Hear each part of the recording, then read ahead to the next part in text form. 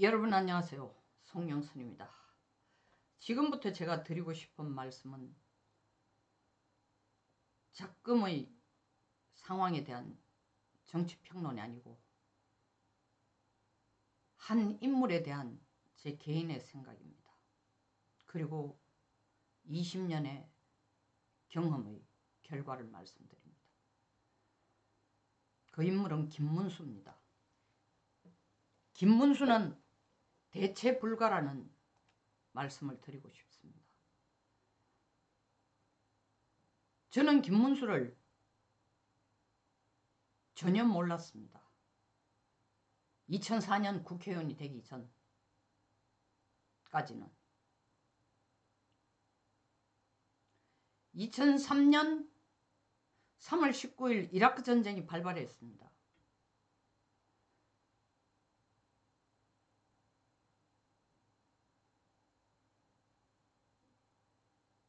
손석희 의원이 진행하는 MBC 100분 토론자로 제가 나갔습니다.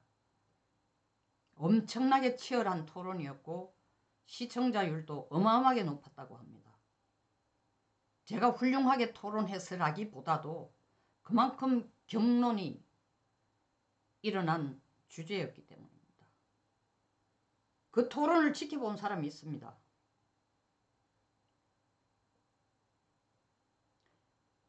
김문수 의원의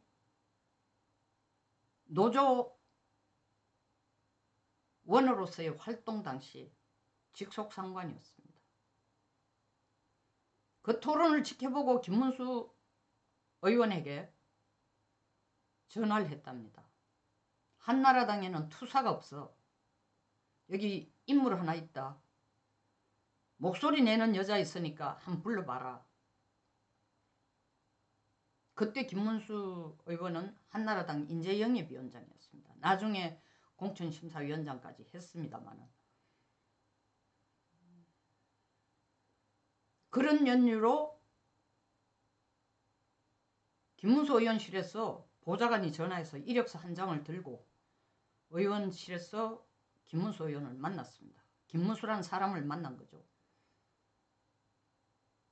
이력서를 열어보지도 않고 그 자리에 앉아서 2시간 동안 김문수 의원은 저하고 격론을 벌였습니다. 제가 무슨 질문에 이런 질문을 할 테니까 의원님이 이런 질문을 할 테니까 준비해오라 이런 것도 전혀 없고 그냥 쉴 새 없는 토론이었습니다. 집중적으로 묻는 건 저희 안보관 그리고 대한민국의 국방태세 그리고 우리나라의 전력 무기 저는 그 당시 한국국방연구원이란 대한민국 국방으로서의 최고의 싱크탱크 국방정책의 최고의 싱크탱크인 한국국방연구원에서 20년째 안보정책을 담당하는 안보센터장으로 일하고 있을 때였습니다. 그로 끝났습니다. 그리고 몇 개월이 지나서 저보고 서류를 내라고 하고 결론을 말씀드리면 저는 비례대표로 한나라당 국회의원이 됐습니다. 제17대 국회의원이 됐습니다. 국회의원 되고 나니까 많은 기자들이 제가 평상시 여의도에 이름이 오르락 내리락 거리거나 인물이 어디 그래도 여의도 판에서 좀 알려진 사람도 아닌데 의원이 되고 나니까 기자들이 많은 질문을 했습니다. 어떻게 김문수를 아느냐? 무슨 관계냐? 옛날부터 잘 알던 사이냐? 가장 많이 하는 질문이었습니다. 저는 김문수를 전혀 모른다고 했습니다. 사실입니다. 김문수를 만난 적도 없고 이름도 사실 들은 적도 없습니다. 그리고 그들이 차마 내한테 직접적으로 말은 못하지만 그 눈빛 뒤에 숨었는 그런 도대체 돈을 얼마 내고 비례대표가 됐느냐는 질문이었습니다. 단돈 1원도 안 냈습니다. 아니 남들은 수십억을 갖다 주고 그렇게 치열하게 해서 국회의원 된다는데 너무 쉽게 된 거 자랑하냐. 그게 제가 말하고자 하는 포인트가 아닙니다. 저희 포인트는 김문수가 공천하는 것은 그런 것이었다. 당을 위해 일할 사람을 뽑았다는 것을 강조하기 위한 겁니다. 저뿐만 아니라 비례대표 중에도 김문수 의원이 선택한 사람은 저는 절대로 돈을 내고 거래를 한 사람은 하늘에 맹세를 하고 없다고 봅니다. 이게 첫째 김문수의 청렴성을 얘기해 줍니다. 그 청렴성에 대해서 비판적인 사람도 많죠. 왜냐하면 밥도 사고 술도 사고 커피도 한 잔 사야 자기 조직도 있고 사람을 끌고 가지. 그렇게 맹탕이니까 자기 밑에 조직도 없고. 맞습니다. 그 조직도 없는, 밥 한 번 안 사고 커피 한 번 안 사고 골프 한 번 같이 안 치고 술 한 잔 안 먹는 김문수가 왜 지금 이재명에 맞서는 보수의 최강자의 대표로 우뚝 서고 있는지를 얘기하고 싶은 것입니다. 그리고 그는 대체 불가인지를 얘기하고 싶다는 겁니다. 김문수가 저에게 요구한 건 딱 하나였습니다.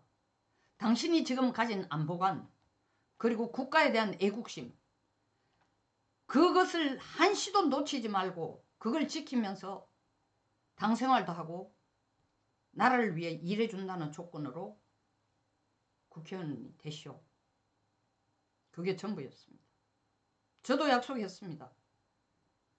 국회의원이 되기 위해서 립서비스를 한 게 아니라 저도 누구보다 철저한 국가관을 가진 사람이니까 소위 말하는 나하고 딱 마음이 통하는 거죠.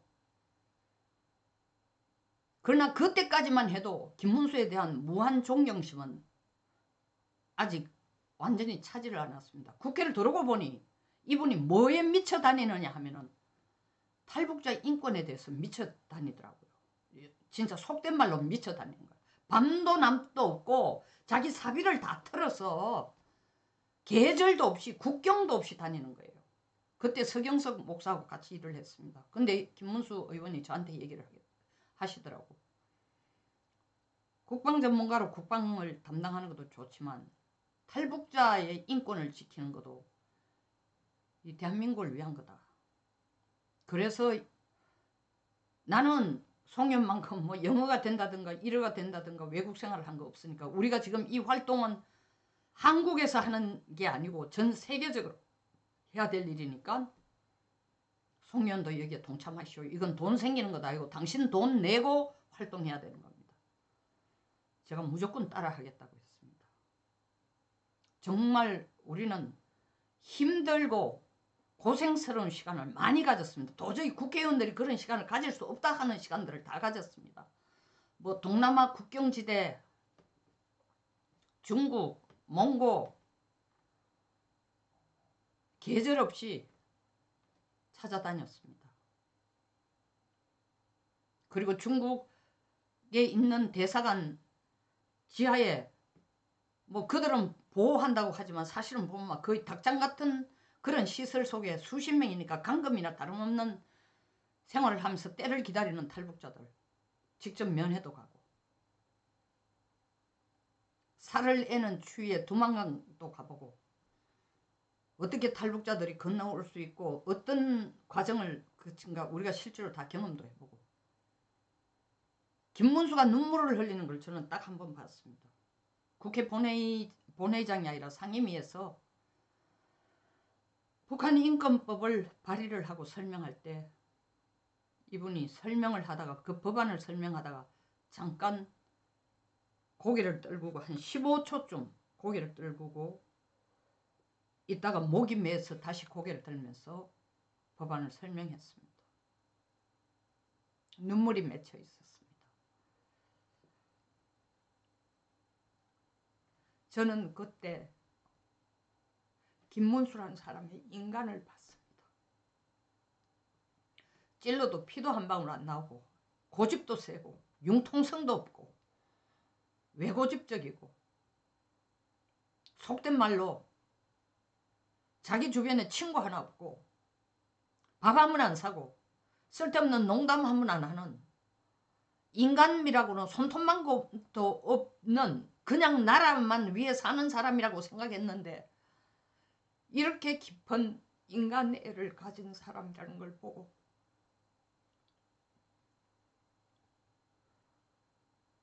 정말 김문수라는 사람의 재발견을 한 겁니다. 그렇게 애를 썼지만 우리는 8년 동안 거기에 매달려 애를 썼지만 김문수 의원이 국회에 있을 동안 또 제가 국회에 있을 동안 북한 인권법은 결국 제정이 안 됐습니다. 제정되지 못하고 민주당의 반대에 의해서 결국 제정되지 못하고 우리가 국회를 떠난 4년 후에 인권법은 제정되어서 그 이름으로 국회 내에 무슨 활동비도 받고 조직도 만들고 세계적으로 뭐 명함도 파가지고 다니는 그 덕을 보지만 실제로 인권을 북한 인권을 위해 가지고 동분서주하지 않으면서 세계적인 명성을 떨친 국제적인 명성을 떨친 사람 의원도 있습니다. 높은 자리까지 올라가고 뭐 구태여 그 이름은 밝히고 싶지 않습니다. 어쨌든 김문수 의원이 하던 그 활동과는 너무 다른 활동을 바뀌었어요. 왜냐하면 이 방금 말씀드린 그분이 큰 단체를 맡을 때 저를 거기 사무총장으로 일하라고 해서 일도 했으니까 내가 어떻게 이게 대조되는지를 봤죠. 김문수 의원이 다닐 때 그 옆에 항상 그림자처럼 같이 다닌 사람이 있었습니다. 보좌관입니다. 차명진이라는 사람입니다. 차명진은 단순한 김문수의 보좌관이 아니었습니다. 전략통입니다. 그리고 김문수가 찌들어 있었던 막스 레니니즘을 같이 공부하는 동료이기도 했습니다. 어떻게 김문수는 골수 공산주의자에서 민주주의로 돌아섰을까요? 그들이 볼 때 철저한 변절자입니다. 제가 물었습니다. 무엇이 당신을 이렇게 변하게 했습니까? 구소련이 망할 때에 친구들이 한 얘기가 소련 갈 때에 동대문 시장 가기 전에 동대문 시장에 가서 손톱깎이나 여자들 팬티 스타킹을 좀 많이 사가 가라. 그 전부 단돈 1,000원짜리였습니다. 가서 구소련이 어떤 것이 보라. 어떤 곳인지를 보라. 본인이 경험한 바로는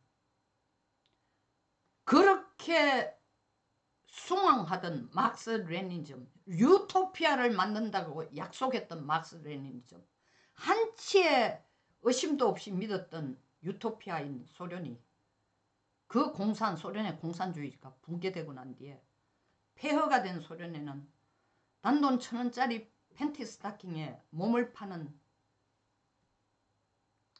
소련의 아가씨 소녀들이 많았다는 겁니다. 그걸 보는 순간 김문수 의원은 속았구나. 너무나 철저히 속았구나 내가. 공산주의는 끝났구나.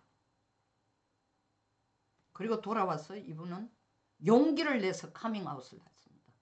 사실은 민노총에 있던 사람도 나와가 용기 내가지고 카밍하기, 공산주의 하던 사람 나와서 아니다라고 카밍아웃하기, 그리고 뭐 비근한 다른 예지만 사실은 또 이 동성애자들이 카밍아웃하기 요 사이는 좀 쉽습니다만 결코 용기 없이는 안 됩니다. 그 같이 일하던 같이 공부하던 같이 조직을 꾸려가던 같이 서로 교육하고 선전선동하던 동료들에게 칼맞을 주시죠. 용기를 내서 돌아섰습니다. NLPD 계열의 몸을 바치고 머리를 바친 사람 중에 가장 공개적으로 확실하게 카밍아웃한 사람이 김문수입니다. 그 후 김문수는 대한민국의 가장 강력한 민주주의 옹호자가 됐습니다. 자유시장경제를 외치는 사람이 됐습니다. 한미동맹을 줄기차게 외치는 사람이 됐습니다. 일회성이 아닙니다. 형식적이 아닙니다. 기회를 보기 위해서 아닙니다. 뼛속 깊이 자기가 느꼈기 때문에 이 김문수라는 사람은 자기가 몸으로 실천하지 않은 것에 대해서는 절대로 신념을 갖지 않는 사람이에요. 그리고 그 신념의 체계가 한번 굳어지면은 철석 같아요. 강철 같아요. 그 북한 탈북자 때문에 눈물을 보이는 남자가 나라를 지키는 데 있어, 민주주의를 지키는 데 있어, 법치주의를 지키는 데 있어서는 강철 같다는 거예요. 또다시 그의 그런 신념을 보여준 게 우리가 청와대 앞에서 차명진, 송영선, 김문수 천막을 쳐놔놓고 여름, 가을, 겨울 30도 염천에 영하 15도 맹추위에 슬리핑백에 자고 천막 안이나 밖이나 떠 죽을 상황에서 생활하고 전국을 돌아다니면서 민주주의를 외치고 이럴 때 김문수에 대한 존경심, 저를 뭐 의원을 한번 만들어줬기 때문이 아니에요. 김문수에 대한 존경심, 이거는 넘치고 또 넘치는 거였습니다. 차명진이라는 분은 머리가 천재예요. 서울대 정치학과를 나왔지만 사실은 뭐 막스 레니니즘 NLPD 할 때 김문수의 사실 공산사상에 있어서 거의 뭐 스승이라 하면 이상하지만 동료 이상의 직책이었습니다. 나는 이분이 내놓고 나는 김문수처럼 나는 민주주의를 신봉한다 말은 하는 걸 들은 적은 없습니다. 그럼에도 불구하고 하는 행동을 보면은 뭐 김문수를 따르고 있지 않나 그렇게 믿습니다. 어쨌든 김문수 의원이 자기 지역구를 에서 3년을 의원을 하다가 중간 3년을 3번을 의원을 하다가 세 번째를 끝내기 전에 경기지사로 가면서 그 지역구를 차명진 보좌관에게 넘겨주고 차명진 보좌관은 그 자리에서 8년을 차명진 의원으로 생활을 하게 된 겁니다.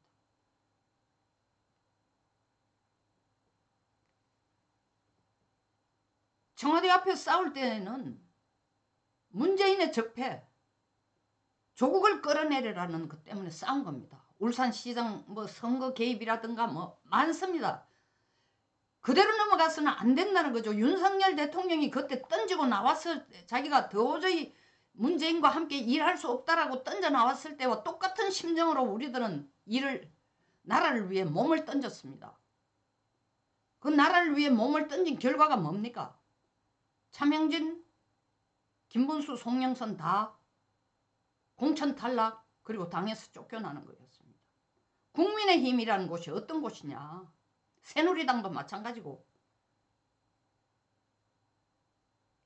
목소리 내면은 끝나는 겁니다. 튀면 끝나는 겁니다. 점잖아야 됩니다. 그래야 공천 줘요.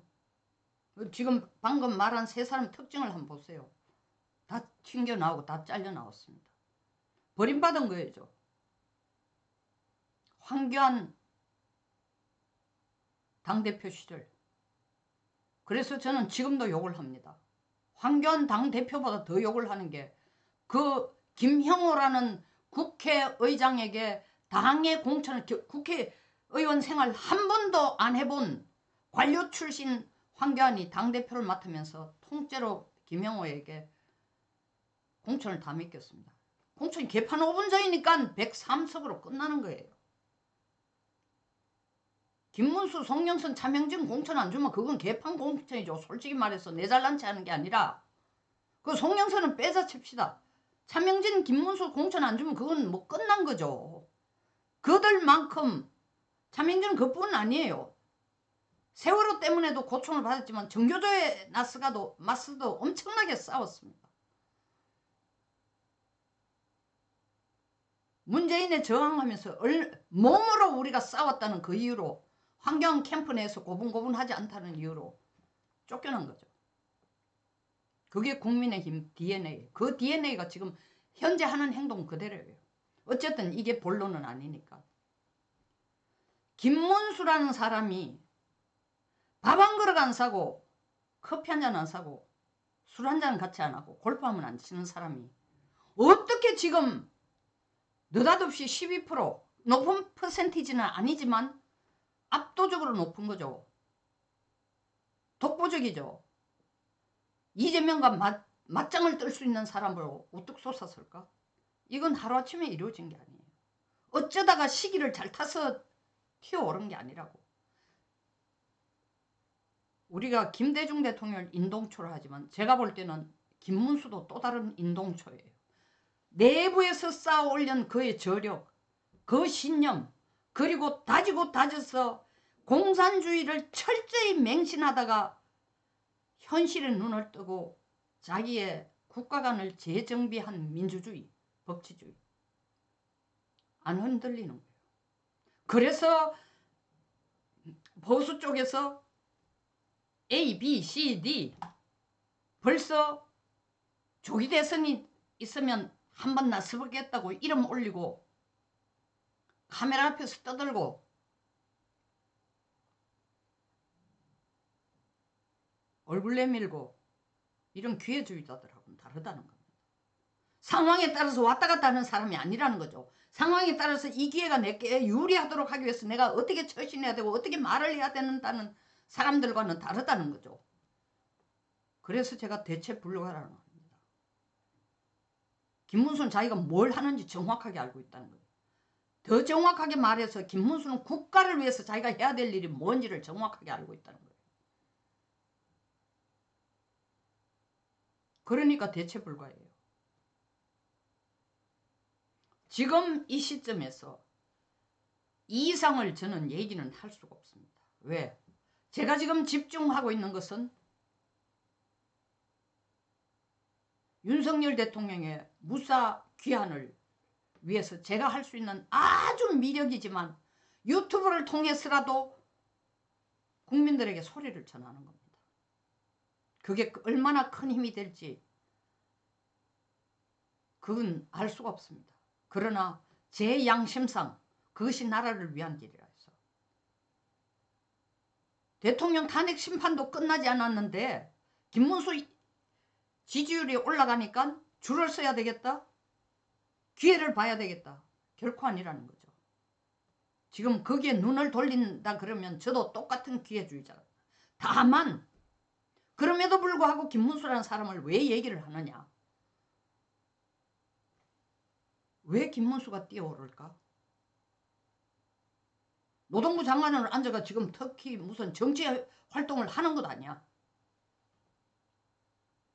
김문수가 누군지 잘 모르는 사람들은 12월 11일 국회 본회의장에서 민주당 서영교 의원이 대통령 계엄 선포 이후에 국무위원들 당신네들도 내란 방조범들이니까 국민들에 대해서 잘못했다고 사과하라. 다 일어서서 고개를 숙였어요. 김문수는 일어서지도 않고 그 자리에 앉아서 고개도 안 숙였습니다. 잘난 체 하는 거 아니에요. 카메라 스포트라이트를 받으려고 그런 것 아니야. 소신인 거예요. 내가 왜 내란 수괴범이야? 내가 왜 내란 방조범이야? 대통령이 내란을 일으킨 것도 아니고 대통령이 내란 수괴범도 아닌데 확신을 가졌기 때문에 그렇게 처신하는 거예요. 그때 사람들 김문수라는 사람이 저런 사람이야? 그러나 그게 김문수가 카메라를 받기 위해서 한 장면을 출연하기 위해서 연출하기 위해서 한 행동이 아니라는 거죠. 자기 확신입니다. 국가관입니다. 그리고 민주주의와 자유시장경제체제 법치주의에 대한 철저한 신념입니다. 그게 밖으로 드러나는 겁니다. 그게 하루아침에 만들어진 게 아니고 2번이나 감옥을 왔다 갔다 하면서 공산주의에 완전히 자기 인생 전부를 걸고 대학도 졸업 안 하고 대학을 몇 년 만에 졸업했어요. 26년? 26년도 넘었죠. 졸업 안 하고 이 도대체가 공산주의로 유토피아를 만들겠다고 쫓아다니던 세월 속에서 어느 날 갑자기 속았구나. 그러니까 몸으로 체험한 결과예요. 체험한 결과. 뒤도 돌아보지 않고 민주주의에 대한 신념이 그렇게 김문수한테는 형성이 된 겁니다. 그래서 김문수가 민주주의를 지켜야 됩니다 라고 얘기할 때는 연설을 위한 연설이 아닙니다. 그래서 김문수는 대체 불가라는 겁니다.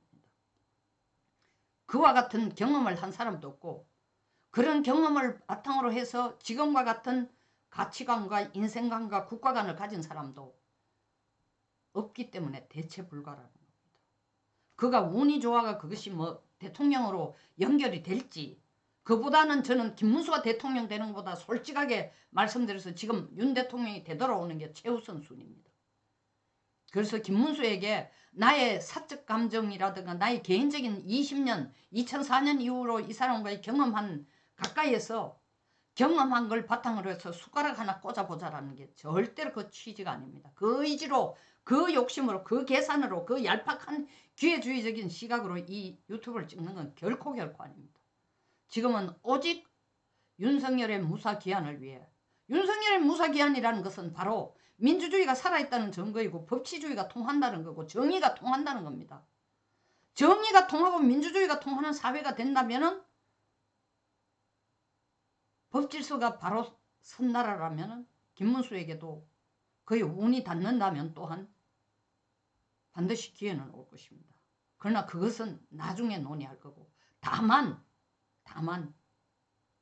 김문수의 지지율이 오르는 이유는 그의 이런 인간 됨됨과 그의 살아온 과정, 저는 20년을 같이 경험했습니다. 그리고 뭐 덧붙인다면 20년 전과 비교해서 지금 눈 밝은 귀 밝은 유튜버들의 이 목소리라는 거 절대 간과할 수 없다.